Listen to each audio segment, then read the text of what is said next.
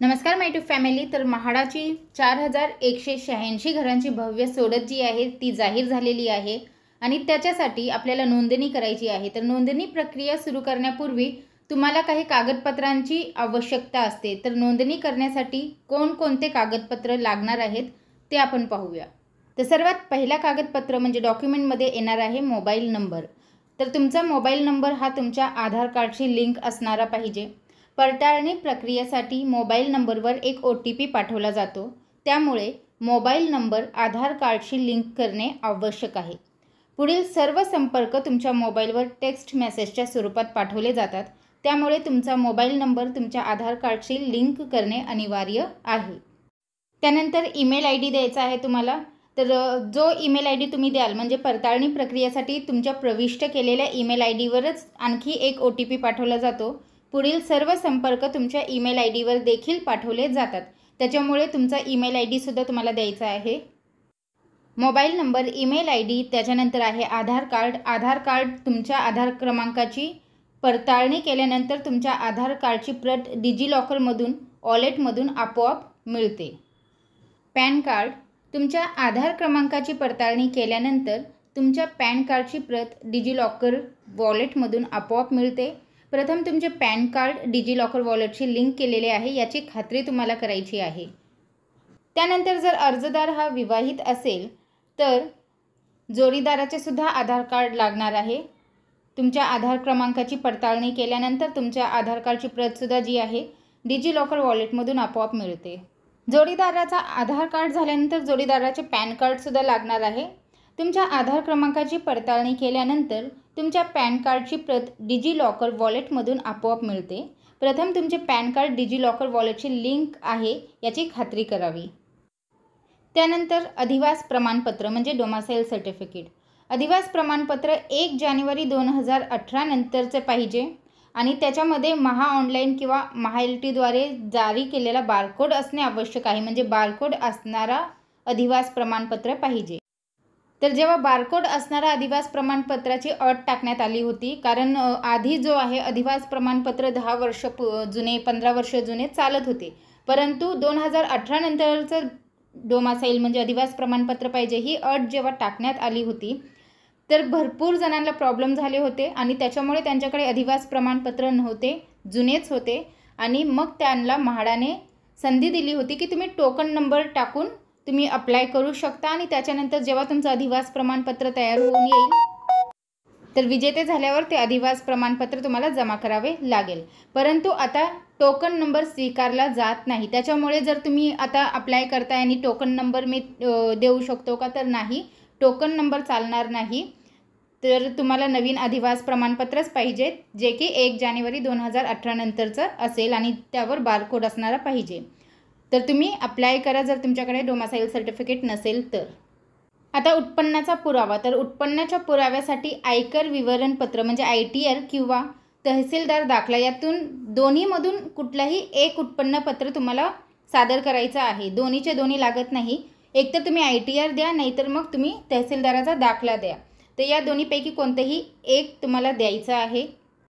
तर मग जर तुम्ही ITR देत असाल तर ITR असेल तर तुम्हाला प्रथम आर्थिक वर्ष निवडायचे आहे। त्यानंतर तुमचे आणि तुमच्या जोडीदाराचे, जर तुम्ही विवाहित असाल तर तुमचं आणि तुमच्या जोडीदाराचे उत्पन्न प्रविष्ट करायचे आहे आणि नंतर पुढे जायचं आहे। ITR पर्याय निवडायचा आहे आणि पुढे ज्या बटनावर क्लिक केल्यानंतर आयकर पोर्टलचा पासवर्ड जो आहे तो प्रविष्ट करायचा आहे आणि पडताळणी बटनावर क्लिक करायचं आहे। सिस्टम आपोआप तुमचा ITR स्थापित करेल। आर्थिक वर्षासाठी लॉटरीची जाहिरात आणि पुस्तिका काळजीपूर्वक वाचायची आहे, म्हणजे तुम्हाला कोणत्या वर्षीचा उत्पन्नाचा पुरावा पाहिजे ते चेक करायचं आहे आणि त्या हिशोबाने ते वर्ष टाकायचं आहे। अशाच पद्धतीने आपल्या ITR जो आहे जोडीदाराचा सुद्धा तुम्हाला सबमिट करायचा आहे। जर तुमच्याकडे ITR असेल तर प्रथम आर्थिक वर्ष निवडा, तुमचे आणि तुमच्या जोडीदाराचे उत्पन्न प्रविष्ट करा आणि नंतर पुढे जा बटनावर क्लिक करा। ITR पर्याय निवडा आणि पुढे जा बटनावर क्लिक करा। नंतर आयकर पोर्टलचा पासवर्ड प्रविष्ट करा आणि पडताळणी बटनावर क्लिक करा, म्हणजे सेम प्रोसेस। जर विवाहित असाल तर पती आणि पत्नी दोघांच्या ITRसाठी सेम प्रोसेस आहे।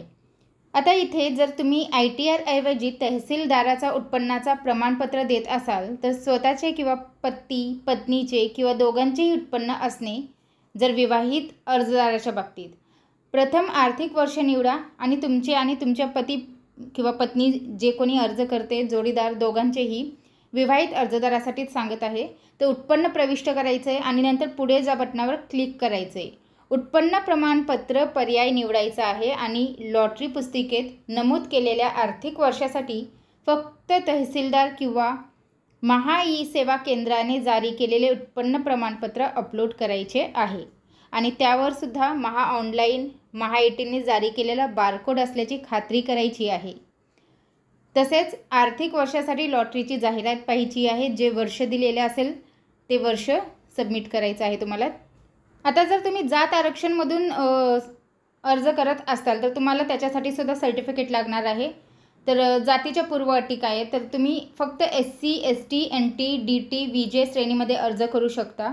नोंदणीपूर्वी जात प्रमाणपत्र आणि जात वैधता असणे अनिवार्य आहे.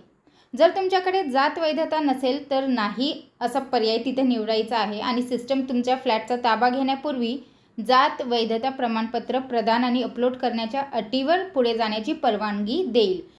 म्हणजे जर तुमच्याकडे सध्या कास्ट व्हॅलिडिटी सर्टिफिकेट नसेल तरीसुद्धा तुम्ही अप्लाय करू शकता, पण तुम्ही विजेते झालात तर तुम्हाला ताबा घेण्यापूर्वी कास्ट व्हॅलिडिटी सर्टिफिकेट देणे आवश्यक आहे.